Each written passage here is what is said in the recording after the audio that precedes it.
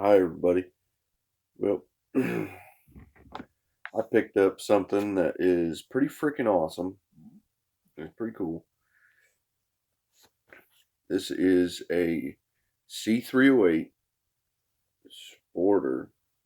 That's what it says, but it's a C308. It gun is in fact unloaded. No magazine. Nothing in the chamber. This is a pretty cool gun. Uh,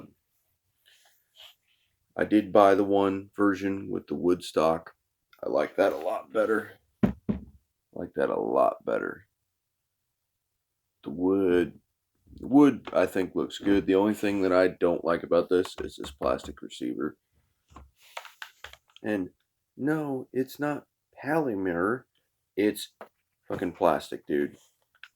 I already know some people are gonna be like, "Oh my gosh, that's plastic." No, or polymer. This is plastic. Somebody just injection molded this shit and just here you go. That's exactly what somebody done. But I picked this rifle up. I figured I better get one at the price that I paid for it. I mean, I paid almost 800 for this setup, but they're getting kind of hard to get. I don't see them as much anymore. I don't see them advertised. Um, they're pretty hard to get. I mean, unless you get on like Gunbroker, and then you can find them all fucking day. But cool thing is I mean, magazines are so cheap with this gun. This is an HK G3 magazine. Yeah, this is G3 HK right on the side. Fits and locks in. That's pretty cool. And these are pretty cheap. Last time I checked, you can pick these magazines up for like $5-6 a piece. So that brings me to my whole American theory. I call it the American theory. A liberal communist will tell you that you can only have a magazine that holds 10 rounds. I'm an American, so I'm going to tell other Americans that enjoy the Second Amendment to say you need at least 10 magazines that hold more than 10 rounds. And here's another magazine that came standard. This is not a high capacity. This is a standard magazine. This is a standard magazine. This Set Me Steel magazine. This thing is quite a bit heavier than this. I mean, it's noticeable, but these things are freaking tight in here. And I mean, give you a comparison. This thing just, I mean, one finger pushes right in. Not a big deal. Freaking Set Me mags. I mean, I mean, it's tight. Just the friction alone is probably enough to keep it in the receiver of the gun. I mean, it's in there. It does. Once it's in, it doesn't want to come out. But I'm gonna move on to something else right now. The one thing that I noticed right away, I wish I would have known before I bought this gun, was the rear sight assembly right here. I don't know if I can show it. Okay, there is no adjustment mark. I don't know if you can pick up that weld right there, but it is welded. So no movement in the rear. No adjustment for windage either way. Although, but what doesn't make much sense, on the front sight, it can be adjusted for elevation. So, Century, what the hell? There's always got to be windage and elevation, not just freaking elevation. Unless this thing is like dead nuts sighted in, and you guys had a welder right there after it was sighted in to weld that in, what the hell are you doing?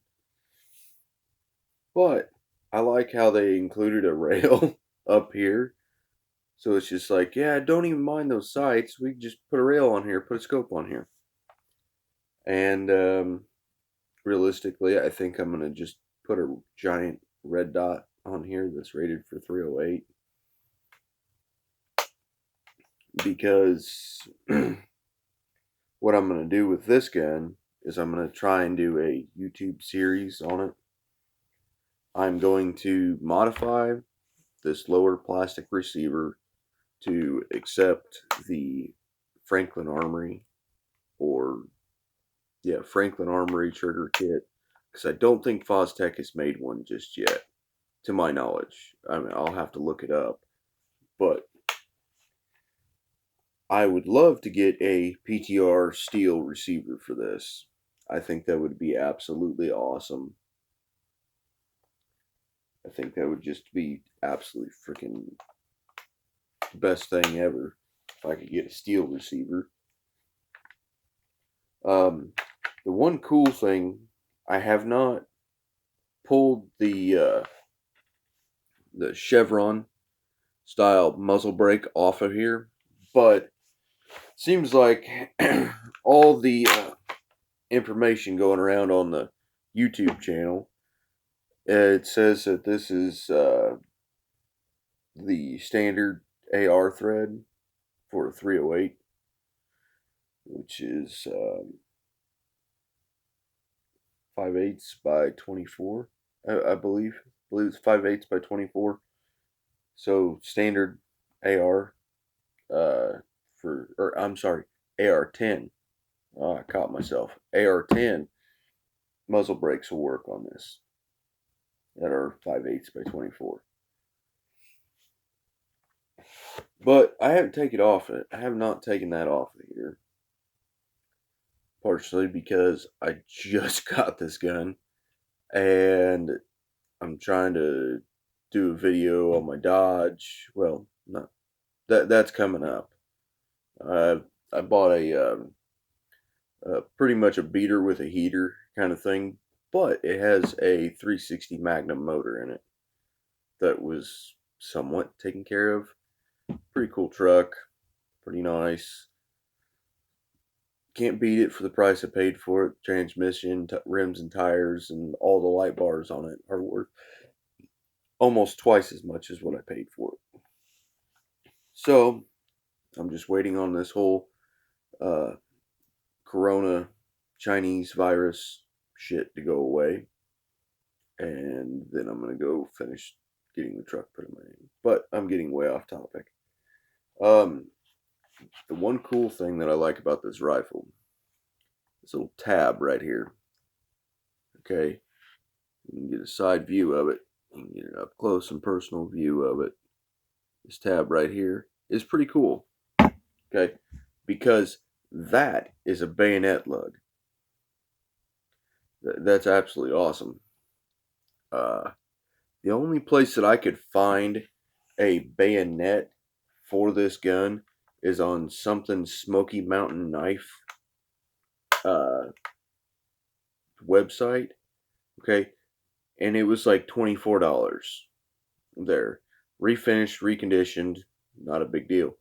Some of the other web places that I looked, they were like almost 60 and 70 bucks. And I'm just like, no, screw that. I'm gonna buy that off that website. Same thing. The one cool thing that I wanted, the main reason why I bought this rifle is because I like metal and wood. But I can't really just go into a gun shop and just say, hey, I want a HKG3 308